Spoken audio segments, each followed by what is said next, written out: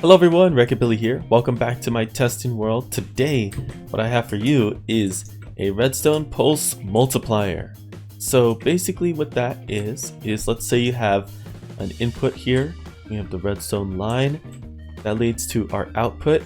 We want to give the player, let's say, 4 diamonds.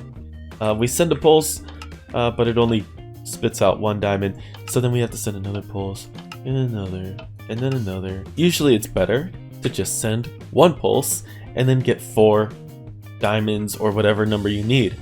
This is basically how I went about it. Now I've seen some similar designs. I would think the closest one that I saw is from Seth Bling from about 11 years ago. Obviously that was 11 years ago. I'm sure there have been more designs made and posted on YouTube, but I just didn't see them.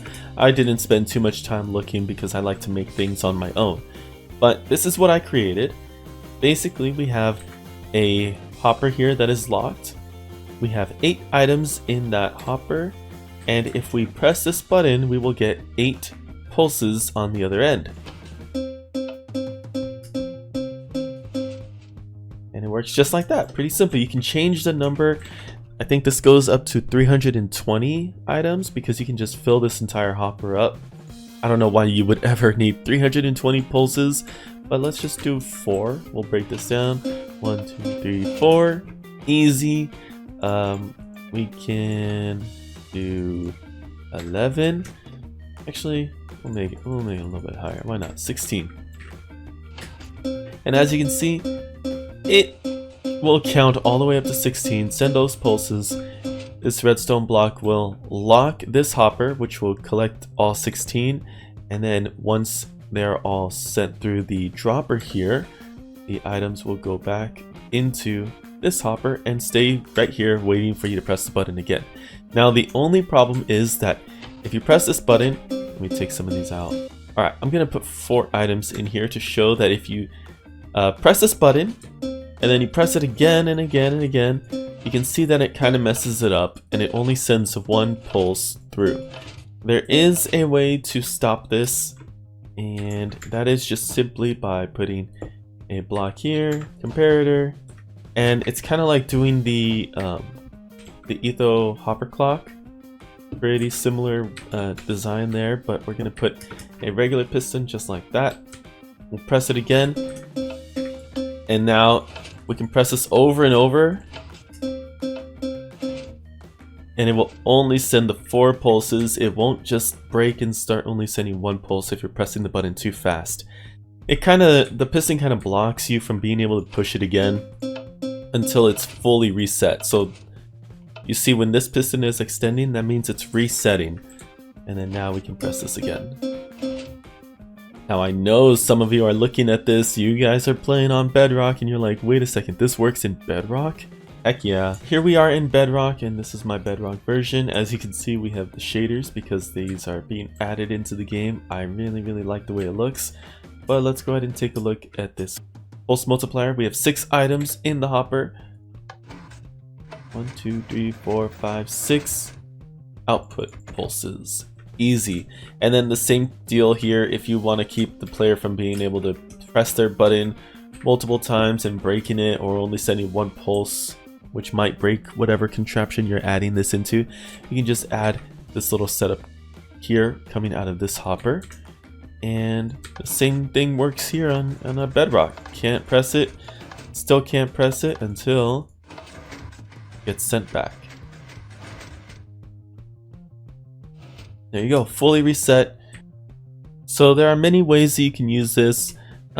It's so useful in different contraptions, and I'm going to show you the one way that I used it in my survival world. Welcome to my survival world. This is where I have my lava farm, and as you can see, we have 3 cauldrons filled with lava here, and I can collect that and put it into one of my furnaces. Collect this one, put it into my furnace, and then collect this one. But when I collect this one, I won't have any more, and as you can see, I don't have any stalactites dripping with lava here. So how do these refill? Well, I don't refill them here. I actually collect this, and 1 pulse, 2 pulse, 3 pulses later, I get 3 brand new cauldrons of lava. And if I go into free cam mode, you can see in here, we have the dripstone coming down, filling up the cauldrons here. And then this is detecting if those cauldrons are full. Once they are all empty, it sends a pulse through here. And that sends it to my pulse multiplier down in here. It's hard to see, but that's basically the idea. Once I'm finished, or once all 3 of these are empty, it sends 3 pulses, giving me 3 brand new cauldrons. Alright, building this thing is really easy too. First, we're going to create our platform that we're going to be placing everything on. We have this dropper face me with hoppers going into a circle, so everything's kind of going around in a counterclockwise direction. I guess you can technically build this clockwise if you wanted to, but this is just how I made it. Alright, now we're going to go to this hopper here, place a block with a comparator going out. That's going to send some power through that block going into this redstone line, which will lead into this block, and that is going to power our sticky piston.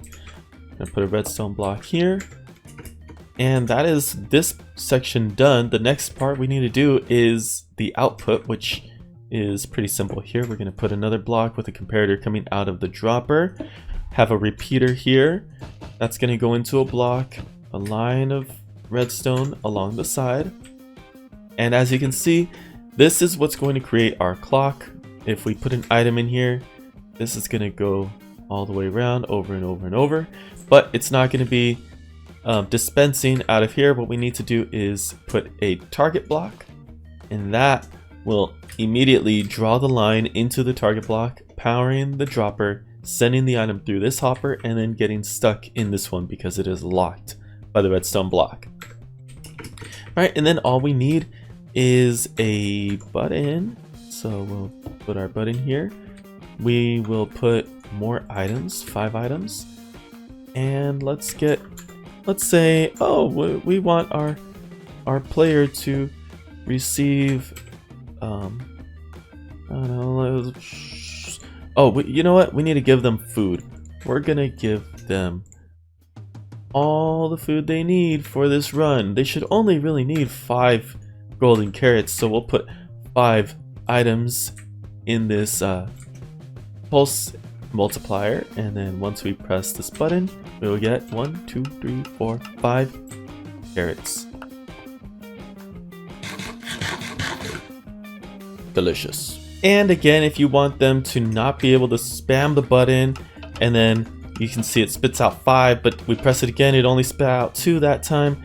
Oh man, that kind of breaks it, right? If we want to prevent that, all you need to do is place a block here with a comparator coming out, going into a block with some redstone coming out the side, and our regular piston sticking out here.